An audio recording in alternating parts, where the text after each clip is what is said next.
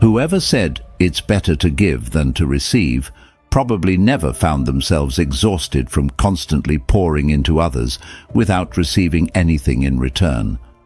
I've been there, giving my time, energy and resources only to feel overlooked and underappreciated. It's a tough spot, one that many of us have faced, especially if you're trying to live by Stoic principles in a world that often confuses kindness with weakness. Today, we're going to explore how to offer your compassion wisely and protect your peace, drawing on some timeless Stoic wisdom. We'll uncover why setting boundaries isn't just smart. It's necessary to preserve both your dignity and your sanity. So, if you've ever felt like your kindness is being taken for granted, stick around. This discussion might just change the way you interact with the world around you. 1. Self-care isn't selfish. Navigating the tightrope between being compassionate and maintaining self-respect can feel like one of life's great juggling acts. It's all about giving to others without losing yourself in the process. But how do we strike this delicate balance? It's not about withholding kindness or compassion. It's about ensuring that our generosity does not deplete our own resources, emotional, physical, or otherwise. Stoicism, a philosophy that has stood the test of time, offers a profound understanding of why self-respect is not just beneficial, but necessary when practicing compassion. Stoics teach us the importance of knowing ourselves and recognizing what we can and cannot control. In the context of kindness, this means understanding our limits and boundaries. Marcus Aurelius, a famed Stoic philosopher, emphasized the importance of acting according to our own nature while respecting our capacity to give. This can be challenging, especially when society often values self-sacrifice as a measure of goodness.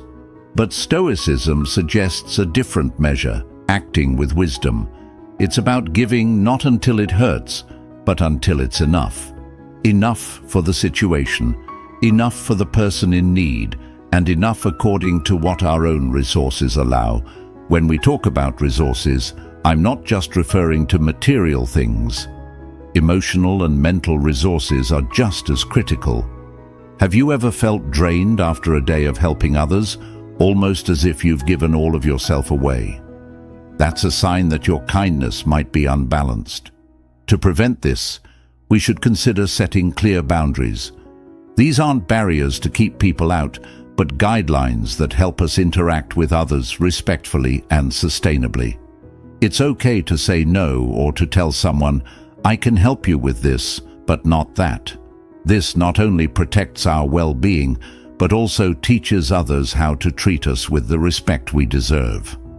Furthermore, self-respect in Stoicism isn't about ego or pride. It's about self-awareness and living in harmony with our virtues. If kindness is one of your virtues, you must practice it in a way that aligns with your other virtues like wisdom and moderation. Stoic kindness isn't a floodgate open to everyone at all times. It's a well-measured stream, directed where it can do real good and where it doesn't erode the riverbanks. Think of it this way. When you're on an airplane, they always tell you to put on your own oxygen mask before assisting others. Life is much the same. You can't effectively help others if you're gasping for air yourself. Acting with kindness also involves understanding and empathy, not just for others, but for yourself.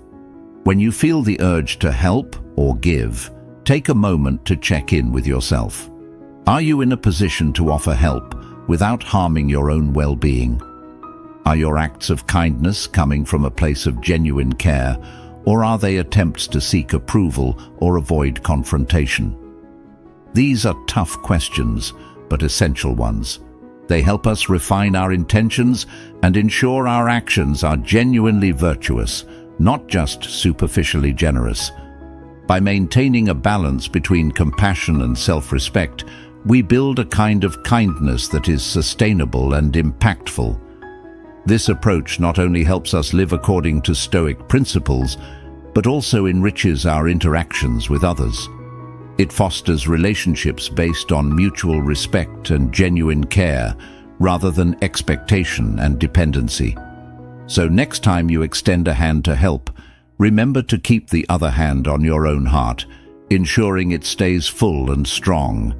In doing so, your capacity to give will not just be preserved, but will grow, making every act of kindness you perform that much more powerful. 2. Master the art of saying no. It's a common misconception that setting boundaries means you're shutting people out. But let's flip that idea on its head. Think of boundaries as the guidelines you draw around a treasure map. They guide everyone to respect the treasure, your energy, time, and emotions, without exploiting it. So, let's dive into how setting healthy boundaries is not just a self-care act, but a crucial component of living a Stoic life, marked by wisdom and moderation. The Stoics were all about living in alignment with nature, our true nature. And part of understanding our nature involves recognizing our limits and communicating them clearly. Seneca, one of the most respected Stoic thinkers, often talked about the importance of guarding one's time against unnecessary intrusions, akin to how we might protect our property. This isn't about being stingy with your time or yourself. It's about ensuring that you're investing it wisely, in ways that are congruent with your values and capabilities. When we fail to set boundaries, we often end up feeling overwhelmed and resentful, emotions that Stoics strive to manage through rational thought and self-awareness. Imagine you're a pitcher full of water. Each task or favor you perform for someone else pours some of your water into their glass. If you pour out too much without refilling, you'll end up empty. Healthy boundaries ensure that you refill your pitcher by saying no when necessary, by allocating time for rest and rejuvenation, and by choosing engagements that align with your values. Here's a practical way to start setting those boundaries. Begin with small, non-confrontational boundaries that feel more like self-promises. For example, decide that you won't check emails after 8 p.m. so you can have time to unwind and focus on personal growth or relaxation. Communicate this to others with clarity and firmness. You might say, "I've found that I'm more effective when I give myself time to disconnect in the evenings. I'll respond to emails during my designated working hours." This simple boundary can help manage expectations and create a routine that honors your need for downtime. Furthermore, boundaries can help us handle interpersonal relationships more effectively. Stoicism teaches us not to be disturbed by external opinions or behaviors, but rather to focus on our own actions and reactions. By setting boundaries, we actively choose our reactions and maintain our tranquility. For instance, if someone has a habit of making unreasonable demands, a Stoic approach would be to calmly explain your limits. "I understand your needs, but I can only assist within these specific parameters. Let's find a solution that works within both our limits." This approach doesn't just apply to personal life, it's equally relevant in professional settings. Setting boundaries at work, like defining clear work hours or tasks, can prevent burnout and foster a healthier work environment. It also sets a professional tone, showing that you respect yourself and your work enough to guard your time and efforts, which in turn encourages others to respect them as well. Remember, setting boundaries is not a one-off task. It's a continuous process that involves checking in with yourself, assessing your needs, and adjusting your boundaries as those needs change. Like the Stoics, who continually practiced self-reflection and adjustment in their pursuit of virtue, we too can use boundary setting as a tool to better understand and care for ourselves while fostering healthier, more respectful relationships So next time you feel guilty about setting a boundary, remember you're not only protecting your resources, but also teaching others how to engage with you in a respectful and mindful manner. And that's a win for everyone involved. 3. Building your mental muscle.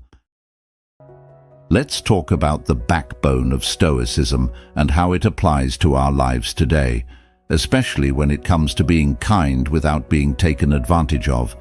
Inner strength and resilience aren't just about enduring hardship. They're about thriving amidst challenges while maintaining our composure and kindness. This kind of strength is exactly what the Stoics aim to cultivate, and it's incredibly relevant in our interactions with others. Think about the times you've faced challenges, or when people have pushed your boundaries. It's easy to react impulsively or give in just to avoid conflict. But what if you could respond with calmness and clarity, standing firm in your values while still being compassionate? That's where Stoic resilience comes into play. It's about being so internally strong that external circumstances don't shake your core. The Stoic philosopher Epictetus once said that it's not what happens to us, but how we react to it that matters. Applying this to our lives today, when someone takes your kindness for granted, your reaction, based on inner strength and resilience, determines whether you'll end up feeling victimized or empowered. Cultivating this strength means actively deciding not to let external actions diminish your peace of mind. Building this kind of resilience starts with self-awareness. You need to know what triggers your negative reactions and understand why they happen.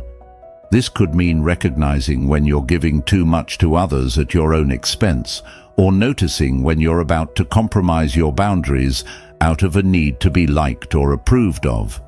Once you're aware of these triggers, you can start to work on responding differently.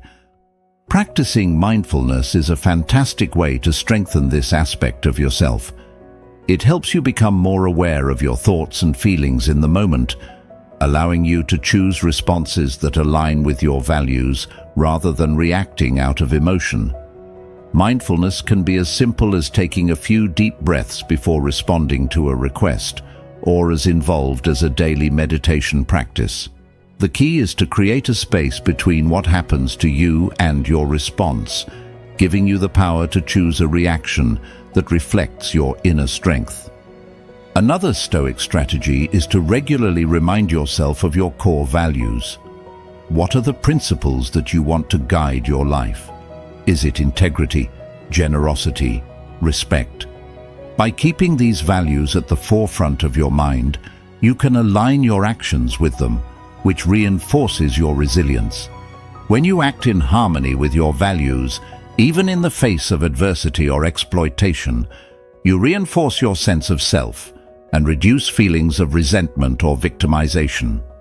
It's also crucial to recognize that resilience isn't about never bending. Like a tree that bends in the storm but doesn't break, resilient people can adapt to circumstances without losing their essence.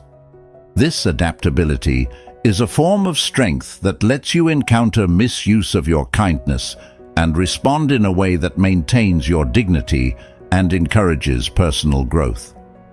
Lastly, resilience is nurtured through challenges. Every time you successfully navigate a situation where your kindness could have been taken for weakness but wasn't, you build confidence in your ability to handle similar situations in the future. It's about learning and growing from each experience, not just surviving them. So, as you move forward, think of cultivating your inner strength and resilience as equipping yourself with armor and tools, not to battle the world, but to navigate it with wisdom and grace. By building up your internal fortress, you ensure that your acts of kindness come from a place of strength and self-assurance, making you not only a giver, but also a wise steward of your own well-being. 4. Practicing mindful kindness. Ever stop to ponder the real impact of your kindness? It's something we often do on autopilot, offering a smile here, a helping hand there. But here's a twist. What if we started practicing mindful kindness, where every act of generosity is as intentional as it is heartfelt? This isn't just about being nice, it's about being strategically compassionate, ensuring that our good deeds genuinely uplift others without draining ourselves. This thoughtful approach to kindness echoes the Stoic practice of mindfulness, where every action is deliberate and aligned with our core values. In Stoicism, the idea of being mindful and intentional is pivotal. The Stoics, like Marcus Aurelius, often emphasize the importance of acting with purpose, not just with emotion. When you practice kindness mindfully, you're not just reacting to a situation, you're responding to it with wisdom and insight. This means taking a moment to assess what kind of help is truly beneficial and when it might be more prudent to step back. For example, consider a friend who constantly asks for help with tasks they could easily handle on their own. By automatically saying yes every time, you might think you're being kind, but are you really helping? Or are you just enabling a dependency that isn't healthy for either of you? Mindful kindness involves a deep awareness of the context of your actions and their potential impact. It's about asking yourself, is my act of kindness empowering the other person? Is it fostering independence or dependency? This reflection isn't about judging your desire to help, but refining it so that your actions lead to positive outcomes for all involved. It's akin to the Stoic belief in doing what is right, not just what feels good. By aligning our kind gestures with practical wisdom, we ensure they are not only generous but also genuinely constructive. Moreover, practicing kindness with mindfulness encourages us to stay connected to our inner wisdom. This connection helps us navigate the fine line between helping and overstepping, between caring and controlling. It prompts us to consider the long-term effects of our actions, guiding us to offer support that is sustainable and respectful. For instance, instead of simply giving money to a friend in a financial rut, a mindfully kind person might also spend time discussing budgeting tips or helping to create a financial plan. This approach doesn't just solve the immediate problem, but also empowers the friend to manage their financial future more effectively. Another aspect of mindful kindness is being aware of how we feel when we help others.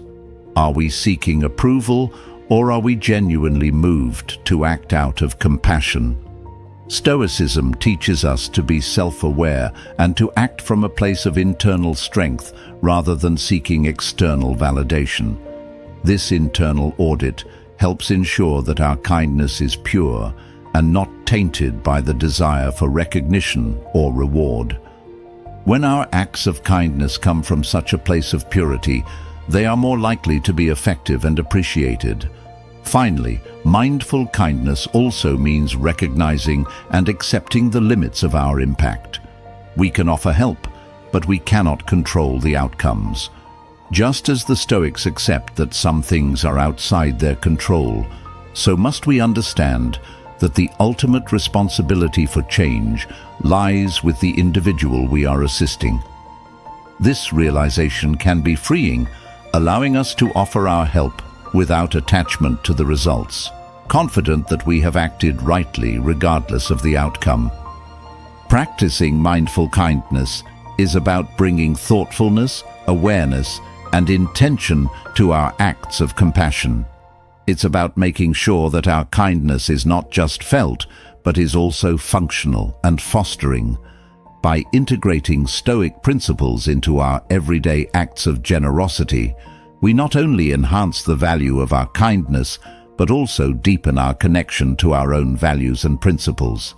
This approach doesn't just change the way we act, it transforms the way we live. 5. Handling haters the smart way. It's inevitable. Sooner or later, we all face moments where our kindness is met with disrespect. It's frustrating, isn't it? When you extend a hand and instead of gratitude, you get a slap in the face, either literally or metaphorically. But here's a Stoic twist on handling these situations.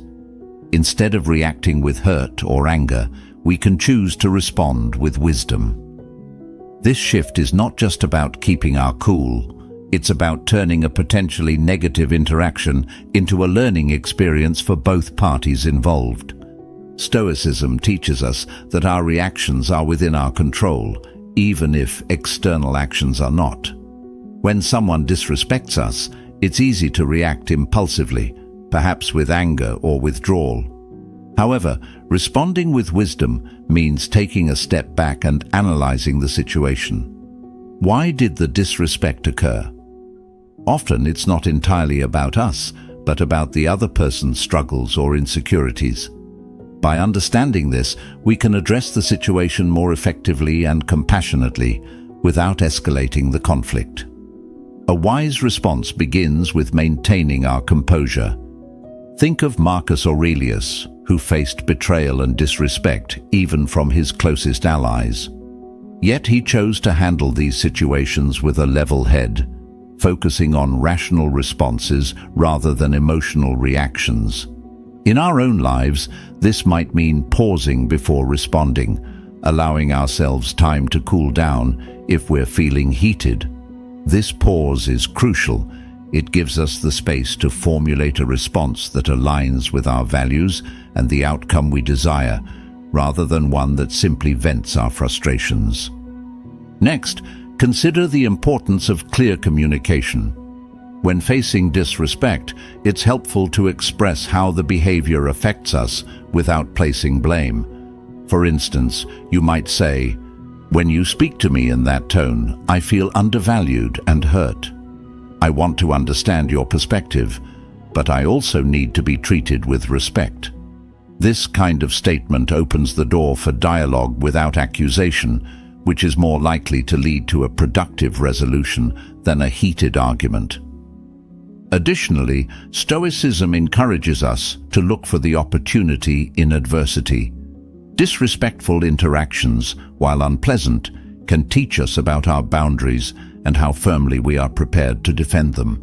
They can also be a catalyst for strengthening our resilience and our ability to handle difficult social situations. Every time we choose a wise response over a reactive one, we're not just navigating the moment.